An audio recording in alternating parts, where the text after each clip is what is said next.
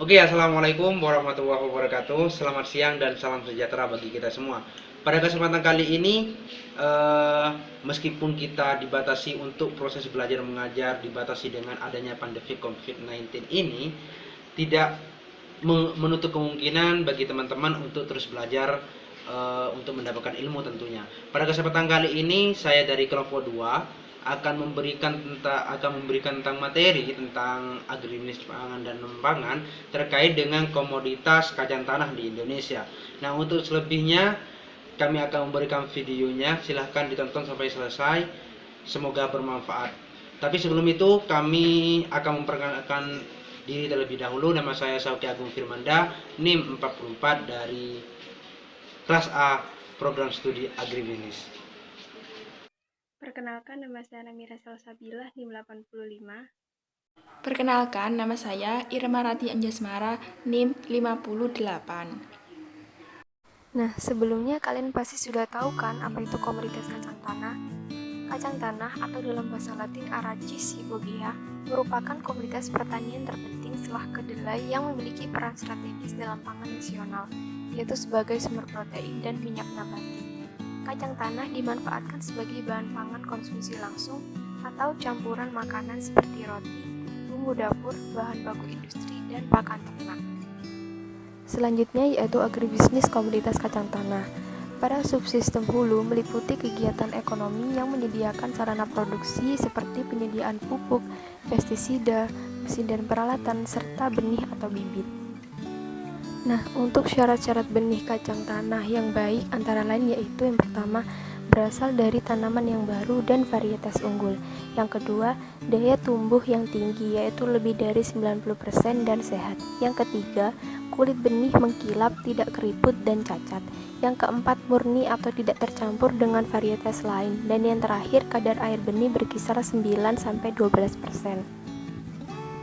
Selanjutnya, pada subsistem on-farm meliputi kegiatan penyiapan lahan, penanaman, pemupukan, penyiangan, dan pembubunan, pengairan, pemeliharaan lain, serta panen dan pasca panen. Dan yang terakhir, subsistem hilir. Sebelum kacang tanah siap untuk dipasarkan, kacang tanah terlebih dahulu dilakukan proses pembersihan. Pembersihan dilakukan dengan cara merontokkan biji kacang tanah dari batangnya, kemudian biji tersebut dicuci agar bersih dari tanah. Selanjutnya, dipilah berdasarkan kualitasnya. Kemudian dilakukan penyimpanan ke dalam karung goni atau kaleng yang tertutup rapat, lalu disimpan di gudang penyimpanan yang tempatnya kering. Nah, untuk penyimpanannya ada dalam dua bentuk, yaitu dalam bentuk polong kering dan dalam bentuk biji kering. Dan yang terakhir yaitu proses pengemasan dan pengangkutan untuk kemudian siap untuk dipasarkan. Kemudian potensi komoditas kacang tanah. Potensi komoditas kacang tanah di Indonesia masih sangat tinggi, di mana Indonesia merupakan produsen kacang tanah kelima terbesar setelah India, Cina, Nigeria, dan Senegal. Dalam periode 1996 sampai 2000, produksi rata-rata per tahun sebesar 979.000 ton dan luas panen sebesar 646.000 hektar. Hasil kacang tanah Indonesia pada periode tersebut adalah 1,52 ton per hektar atau lebih tinggi 17,85% dibandingkan dengan hasil 30 tahun sebelumnya, yaitu pada tahun 1972 sampai 1995 yang besarnya 1,29 ton per hektar. Pada periode 1996 sampai 2000, Indonesia merupakan negara pengimpor kacang tanah terbesar kedua setelah Netherlands, yaitu rata-rata sebesar 164.000 ton per tahun. Kacang tanah menjadi komoditas perdagangan internasional dan permintaan global yang bersifat stabil, kontinu, dan tidak mengenal musim.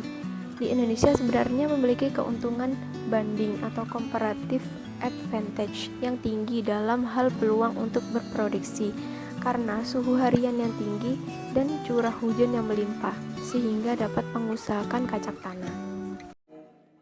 Yang selanjutnya yaitu kondisi existing komoditas kacang tanah.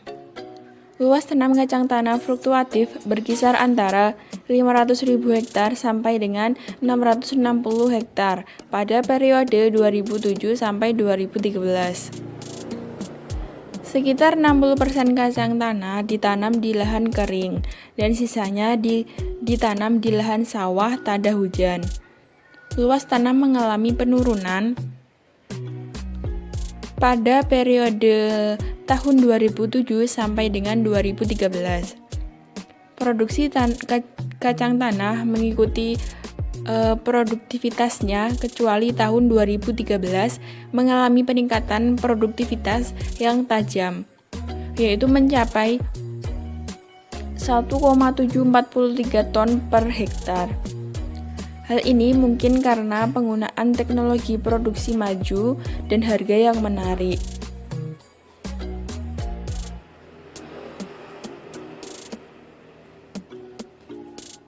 Kenaikan harga kacang tanah pada tahun 2013 terhadap tahun 2012 sebesar 12,4%. Rentang harga kacang tanah tahun 2013 antara Rp12.378 hingga Rp24.519 dengan rata-rata Rp18.984.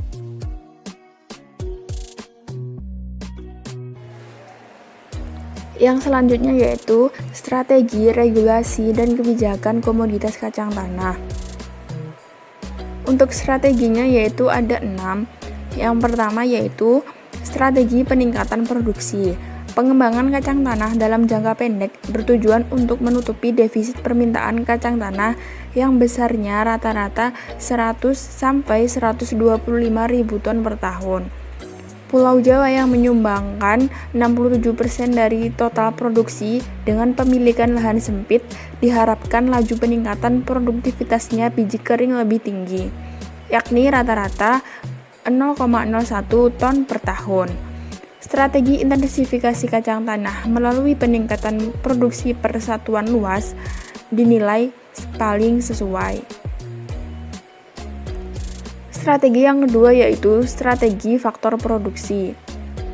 Penyediaan sarana produksi berupa benih, pupuk, pestisida, dan alat mesin pertanian atau Alsintan mempunyai peran penting pada proses peningkatan produksi. Di antara faktor produksi tersebut, benih merupakan faktor yang paling kritis dalam usaha tani kacang tanah. Penggunaan benih bermutu di tingkat petani masih kurang dari 1%, menurut Nugraha et al. Tahun 1995.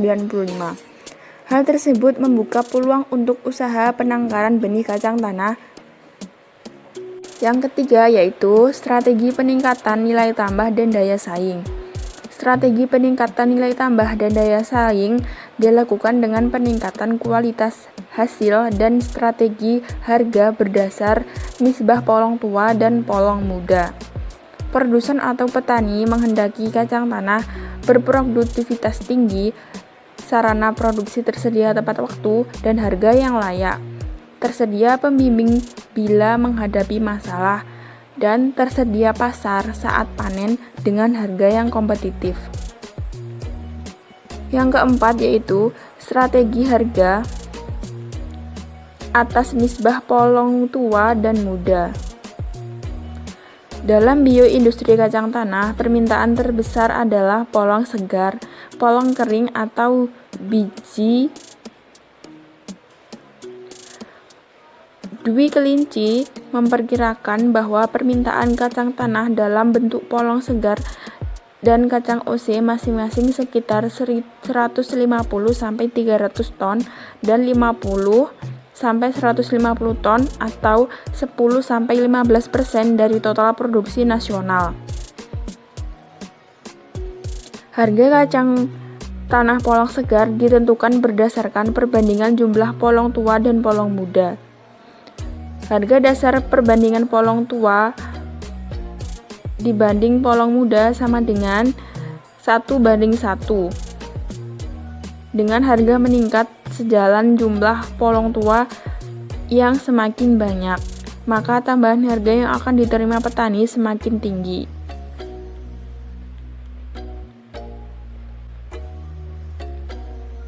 Yang kelima yaitu strategi distribusi dan pemasaran. Distribusi merupakan salah satu faktor penting yang menentukan keunggulan kompetitif. Rantai tata niaga kacang tanah relatif sederhana dan cenderung monopsoni dan sudah cukup efisien. Pihak perusahaan prosesor setelah pasif menerima kacang tanah segar maupun kering juga proaktif mendatangi petani kacang tanah saat panen dengan minimal membawa juru taksir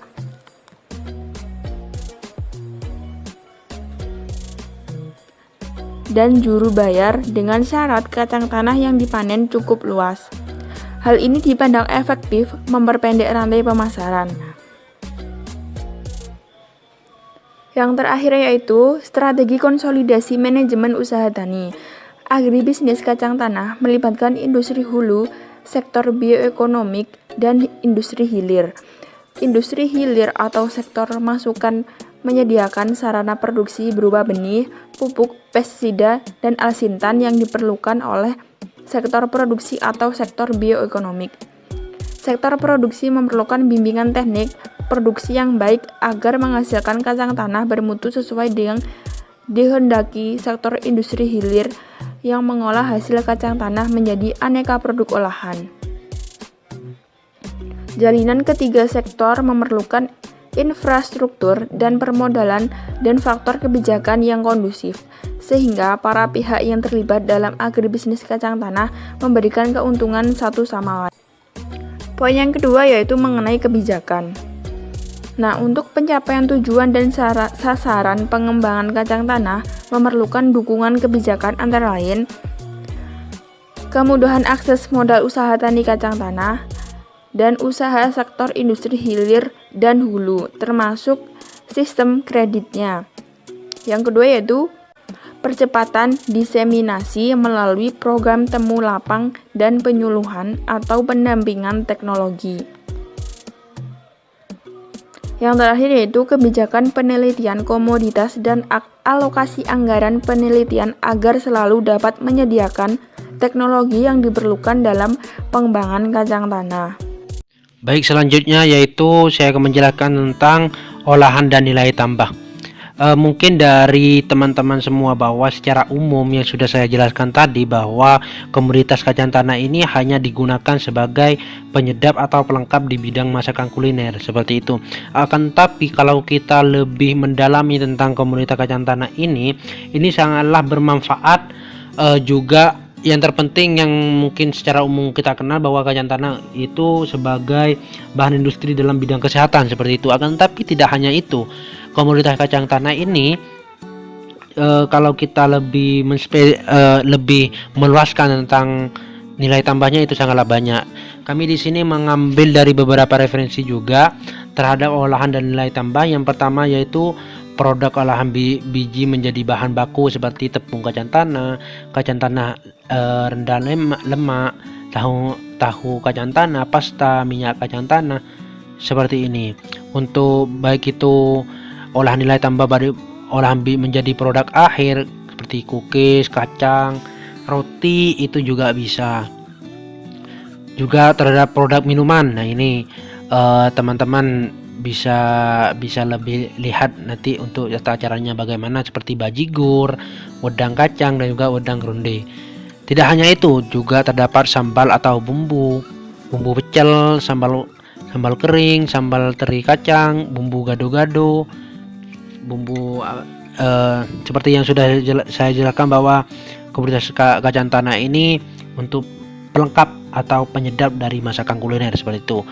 Ini juga ada hasil olahan polong, ya, bungkil kacang tanah ini. Jadi seperti ini. Jadi dari teman-teman jangan hanya mengenal kacang tanah ini hanya sebagai pelengkap. Akan tapi kacang tanah ini memiliki beberapa olahan yang dapat meningkatkan nilai tambah daripada budidayanya seperti itu. Bisa diolah seperti yang sudah saya berikan. Untuk lebih jelasnya nanti teman-teman mungkin bisa cari sendiri ya. untuk cara produksinya atau gimana. Hanya di sini kami hanya menjelaskan tentang olahan dan juga nilai tambah yang terdapat pada komunitas kacang tanah seperti itu. Baik, saya di sini akan menjelaskan tentang permasalahan di komunitas kacang tanah. Permasalahan yang sering timbul itu sebelum kami menjelaskan tentang yang ada di PPT ini, bahwa permasalahan yang sering timbul pada budidaya kacang tanah itu yang sering dilakukan oleh para petani atau dihadapi itu seperti benih yang sangat bermutu rendah, sehingga dalam penggunaan input produksi itu sangat minimal. Selain itu juga penguasaan teknologi yang kurang dan juga keterbatasan modal usaha tani. Nah, salah satu penyebab dari rendahnya produktivitas tanaman kacang tanah di Indonesia ini adalah teknik budidayanya di lapangan itu cukup rendah seperti itu.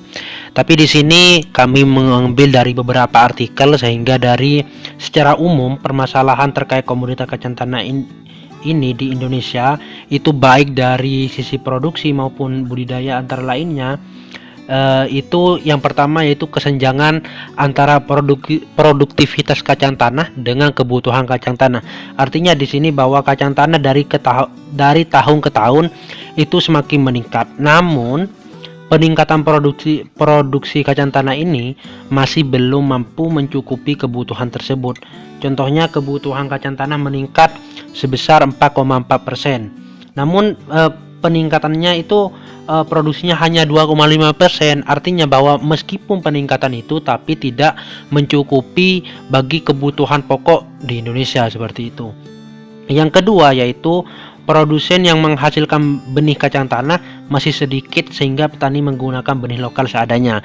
Artinya di sini bahwa dikarenakan produsen itu masih cenderung untuk memproduksi tanaman pangan pokok dibandingkan dengan tanaman kacang-kacangan.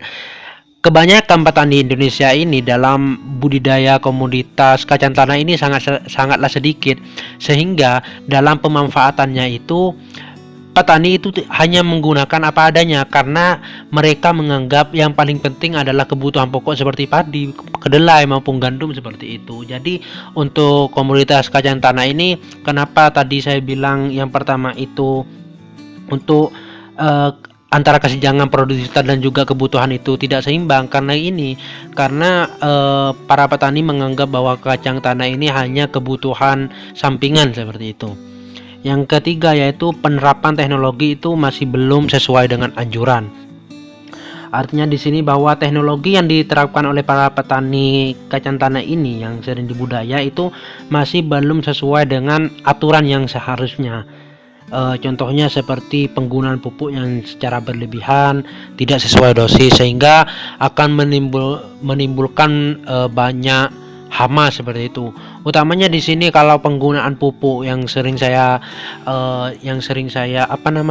saya lihat bahwa pada budidaya komoditas ini hamanya itu berupa tikus.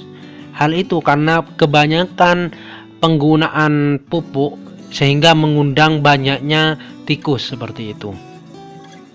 Yang keempat yaitu sarana produksi kurang tersedia pada saat dibutuhkan. Artinya di sini pendistribusian subsidi dari pemerintah itu masih belum terrealisasikan dengan baik, sehingga pengadaan sarana produksi ini itu seperti pupuk atau benih itu tidak tersedia saat dibutuhkan seperti itu. Jadi tidak, permasalahannya bahwa dalam bantuan sarana produksi maupun benih itu dari pemerintah itu masih kurang, sehingga para petani hanya menggunakan benih atau bibit sarana produksi maupun sarana produksi itu seadanya seperti itu. Yang kelima yaitu lahan usaha tani semakin terbatas karena persaingan dengan komoditas tanaman pangan lainnya. Artinya di sini yang sudah saya jelaskan bahwa komoditas kacang tanah ini hanya sampingan seperti itu. Jadi penurunan produksi itu karena komoditas tanaman pangan lainnya itu semakin meningkat, sehingga penggunaan lahan untuk kacang tanah itu masih belum dimanfaatkan seperti itu. Yang keenam yaitu kurangnya permodalan dari prosedur permodalan yang menyulitkan petani. Ya jelas dalam setiap komoditas Indonesia pastinya para petani itu permasalahannya pasti titik modalnya pada permodalan. Itu karena memang prosedur untuk permodalan ini sangat menyulitkan petani, padahal para petani itu masih belum mengetahui cara bagaimana untuk mendapatkan modal. Sehingga di sini mayoritas petani itu masih berada di sosial menengah ke bawah. Artinya di sini tidak mengenal teknologi, tidak mengenal prosedur-prosedur informasi tentang modal seperti itu. Jadi kurangnya permodalan ini yang menjadi permasalahan pada komoditas kacang tanah. Ya mungkin hanya itu yang bisa kami sampaikan. Kami dari kelompok 2 mengucapkan banyak terima kasih kepada teman-teman sudah mendengarkan penjelasan kami terkait dengan komoditas kacang tanah. Semoga dengan penjelasan kami ini menjadi manfaat kepada teman-teman dan juga meningkatkan tingkat pengetahuan teman-teman terkait dengan komoditas kacang tanah seperti itu. Terima kasih atas waktunya. Sekian dari kami. Assalamualaikum warahmatullahi wabarakatuh.